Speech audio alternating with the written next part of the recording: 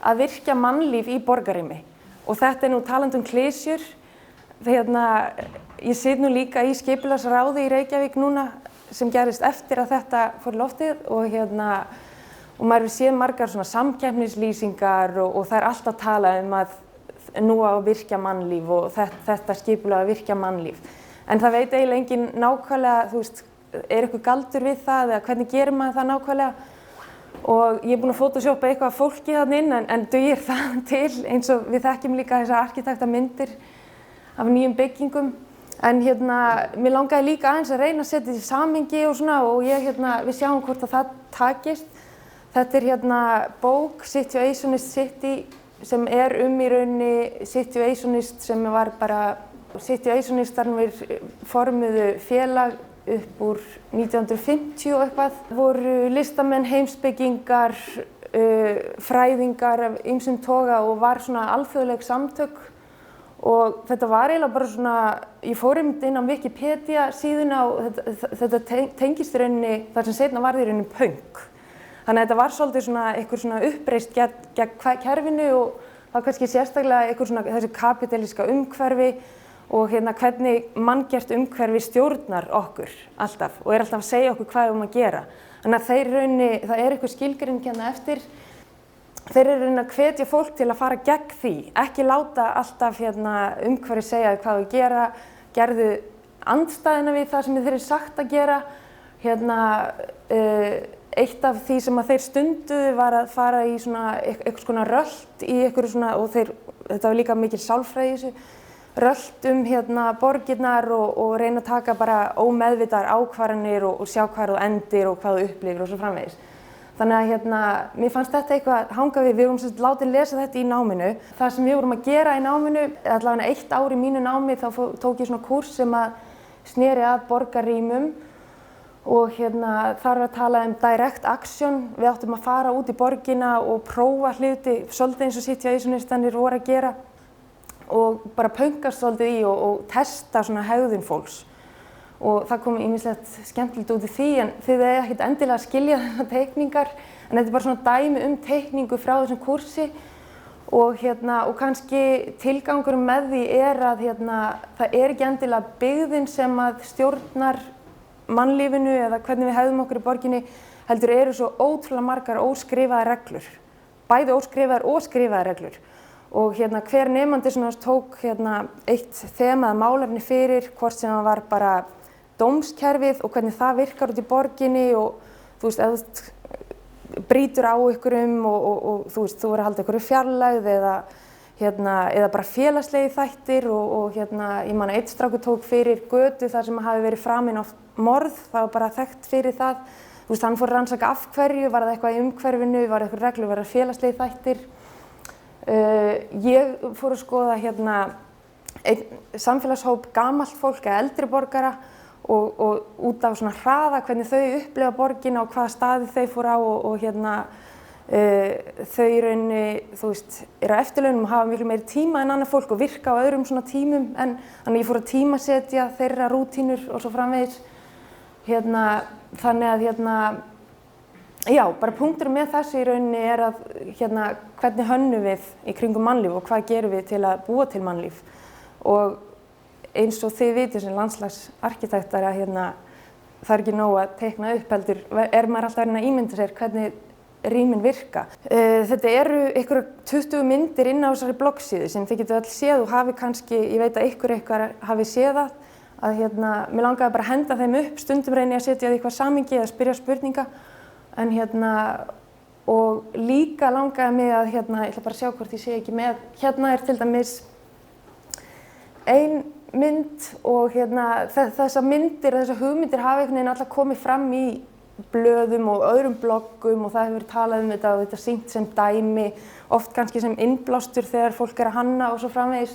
En það sem að kannski ég gerði er að setja þetta í íslenskan og reykvískan veruleika og í rauninni photoshoppaði þetta bara saman og setti fram og þeir eiga allar, þetta er allt stolnar hugmyndir þannig ég er ekkert að reyna að eigna mér eitt eða neitt. Það sem ég kannski var skemmtilegast við þetta er að fólk sem af því ég hef á þessar skipulagsmálum, mér finnst oft fólk bara sofna þegar maður fyrir að tala skipulagsmál. En fólk sem hafði engan áhuga á skipulagsmálum fór að tengja við kannski þessar myndir og svo ég fletti gegnum. Þetta svona, þú veist, leikur, hvernig hægt að leika sér í borgarrýminu og þetta hefur náttúrulega, ég veit til þess að það hafi verið bátar á Tjörninni, alltaf, já, en þetta ekki reglulegt, en ég veit að ég hef séð myndir af því þar sem að einhver leikjanámski hafa farið á bát út á. Þetta má örugglega ekki á meðan varptíma stendur, en má kannski virkja Tjörnina betur. Tengdamamma mín vill nú að þessi bara steypt yfir þetta allt, henni finnst þetta allt mikið landflæmi og það er bara að nýta þetta betur, skilur. Þetta er rosalega stórt svæði, en okkur finnst það heilagt, en kannski má fara aðeins lengra inn á þetta, þú veist, eiga endurnar bara einkarétt á Tjörninni eða hvað er það. Og það sem mig langaði kannski að ræða við ykkur og heyra hugmyndir frá ykkur einmitt bara þessar hugmyndir, eru þær geranlegar? Af því ég veit að það eru sérfræðingar hérna inni í þessum málum.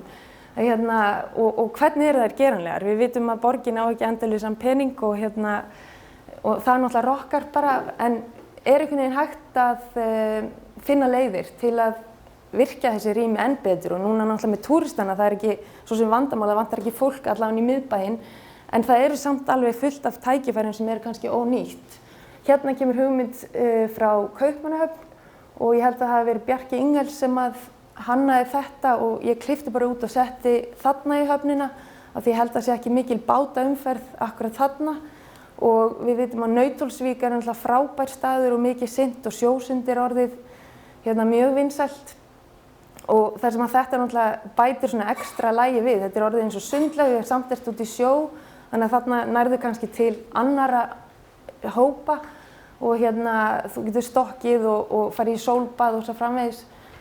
Ein hugmynd sem að hefur verið alveg reynt og heppnast vel í Reykjavík, það er náttúrulega torg í biðstöðu verkefnið og núna síðustu 5 og síðan 2007-08 eru til ótrúlega margir reitir sem eru í biðstöðu í Reykjavík og Reykjavíkurborg hefur tekið einhver að sér, reyndar bílastæði og einhver svona torg sem að hafa ekki verið torg og götur sem að hafa verið götur en verið að reyna að virkja það enn betur og það er náttúrulega gaman að segja frá því að sum af þessum verkefnum hlutverk millibils svona verkefna er náttúrulega að það sé eitthvað líf framundan. Þetta er ekki bara eitthvað svona pop-up, það er í rauninni annars eðlis. En þetta er stolin hugmynd eins og allar hugmyndirnar frá London og það var risastórt svæði, land sem átti að byggja eitthvað fjölbýlishús og verslanir bara við Oxford Street í London og þarna var fyrirtæki sem sá tækifæri því og setti og það er meira að segja að þær hreyfast allar, það eru róbótar inn í öllum þessum risaðlum og þær eru eflaust stærri, ég minnkaði þær örugglega eitthvað niður. Þannig að ímyndið ykkur bara allir þessi reitir eins og reiturinn við hliðina á Hörpu ef ykkur sagði þessi tækifæri til að virkja þessa reiti. Hérna er annað sem er stolið líka frá London. Þetta er hópur sem kallar sig Assemble og einn meðlimi þeirra kemur á Hönnunarmars, mæli með að þið sjáu hana tala og kannski segi frá þessu verkefni eins og öðru. En þau voru nýútskrifaðir úr fyrri hluta arkitektanámsins og tóku sig saman og voru kannski atvinnulaus eða allavega þau gerðu þetta algjörlega sjálfstæðum og það var bensínstöð við mjög svona umferðarþunga götu sem var ekki í notkun og þau keyptu bara svona ódýrt efni, smíðuðu bekkina sjálf og voru með bíósýningar. Þannig að tjöldin fjallir niður á meðan á sýningunni stendur og svo þegar myndin klárast þá er bara dregið frá og þá siturðu bara þarna eins og áhorfandi og horfir á bara bílana fyrir framann og mjög flott verkefni. En þetta var náttúrulega umræðu í ráðinu daginn að bensínstöðunum því miður ekki að fækka þó það sé stefna borgarinnar. En við náttúrulega sjáum það fyrir okkur kannski í framtíðinni að fleiri ferðamátar komið til greina og vonandi fækkar þeim eitthvað því að þeir eru mjög margar í borginni og ég veit að það er mikið verðmæti í þessari lóð til dæmis en það verður gaman að sjá eitthvað svona verkefni í millitíðinni, hugsanlega, að því ég veit að þetta er ekki dýrt. Mér langar bara aðeins að og sérstaklega í hópi landslagsarkitekta, auðvitað eru fullt af rýmum sem eru mjög vel notuð í Reykjavík og bara mjög vel heppnuð og ég bara dró þarna fram nokkur dæmi, Klambratún og það náttúrulega svo sem bara nýlega þar sem er komið upp hérna frisbeegolfið og vinsæl íþrótt þar sem að fólk að kasta frisbee á milli einhverja marka og það eiginlega svolítið svona gott dæmi og kannski dæmi það sem ég að reyna að segja. Þú veist, það þarf kannski bara einn staur þar sem þú getur hent frisbee diski í og þá bara komið með allt annað rými en það sem þetta var hannað fyrir upphaflega og það það sem er kannski svo skemmtilegt við borgina. En svo eru bara Elliðaárdalurinn og Hljómskálagarðurinn sem ég hefur oft þótt kannski mætti virkja betur og við sjáum hugmyndir það eftir. Strandstígurinn þetta frábært útivistarsvæði og grænt svæði. Þetta náttúrulega ótrúlega myndir úr Reykjavíkurborg. Þetta bara Gay Pride hátíðin og Nauthólsvík. Þegar ég googlaði bara þessar myndir og mér fannst þess að þetta væri svo Benidorm bara. En það væri náttúrulega frábært ef að fleiri svæði væri eins og þetta. Áfram bara með grænu svæðin, þetta dæmi tilraun sem arkitekt í Mílanó, Stefano Boeri, hefur verið að gera á blokkum að auka grænt yfirborð.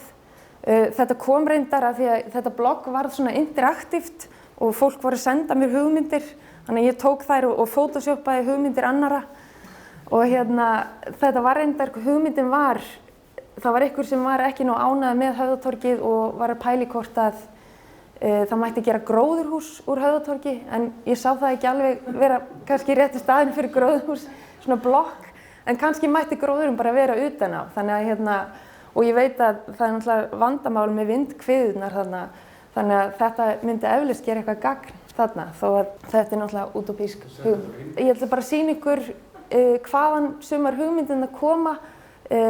Ég heimsótti þennan garð, hann í Þýskalandi, þetta ekki langt frá Düsseldorf og Rúr héraðinu og þetta náttúrulega frægt hérað fyrir stóriðju og kolanámur og allt saman og bara, þú veist, rosaleg landslag með svona infrastruktúr og það var landslagsarkitekt, held ég frekar Peter Latz, þið kannski kannist við hann, sem vann einhverja samkeppni og hans hugmyndir eiginlega gengu út á að gera sem minnst við þennan garð. Einhverjum plöntum hafa náttúrulega verið, eða eitthvað hefur komið fyrir eftir að verksmiðjunni hefur verið lokað, en mikið af þessu hefur bara fengið að vaxa villt. Og þetta algjör ævintýragarður. Ég hef komið í Disneyland og þetta engu líkt, sko. Af því að öll þessi færibönd eru orðnir á göngustígum og það rennur hana vatn út allt og það einhverja myllur með vatni í. Þeir sjáu bara þennan strúktúr, hann bara kannski að hluta til náttúrulega bara orðin að einhverju skrauti en það hægt að hengið og nota ímyndarafli, þetta bara einhverja hátíðir þarna. Og svona lítur út þessi síló, þeirra notuð fyrir svona dýfinga, einhverja æfingar og á kvöldin þetta allt lýst upp. Og jarðvegurinn þarna var mjög mengaður en hluti af hugmyndinni var að fjarlægja ekki jarðvegan og setja nýjan, heldur að planta trjám eða plöntum sem myndi vinna úr þessu mengaða jarðvegi. Og ég síðan prófaði þessa hugmynd einmitt á Ártúnshöfða þar sem að Björgun með sína starfsemi, þessi síló þarna og svona svipað hugmynd eins og í Þýskalandi, setti rennibraut þarna. Þú veist, einhver að klifra upp vegginn, þessir hólar sem náttúrulega bara malarhólar í dag, þú veist, geta mynda landslag. Þarna eru komnar beljur inn og svo framvegis, þannig að það væri mjög gaman að sjá þetta svona, en síðan þá, og eins og þið kannski þekkið, þá hefur verið samkeppni þetta svæði, og en það er samt gaman að þessi hugmynd að sílóin sem eru staðsett í dag, þau fá að halda sér samkvæmt þessum hugmyndum, en þetta, þó að landslagið sé ekki þetta svona iðnaðarlandslag lengur, en það kannski er eitthvað meira þarna sem hægt að halda í. Þetta var ein hugmynd af Reykjavík og enn og aftur stolin, þó að þetta sé íslensk sauðkind, að þá var þetta reynt í Parísarborg og í París á bara svona mjög miðsvæðis, bara túninu fyrir framan Eiffel-turnin held ég að við séð þetta eða eitthvað, og samkvæmt þessari frétt sem ég rakst á, að þá átti þetta að vera sparnaðaraðgerð. Það var svo dýrt að slá alla blettina að þeir fengu bara sauðfé inn og auðvitað er þetta til yndisauka líka held ég bara.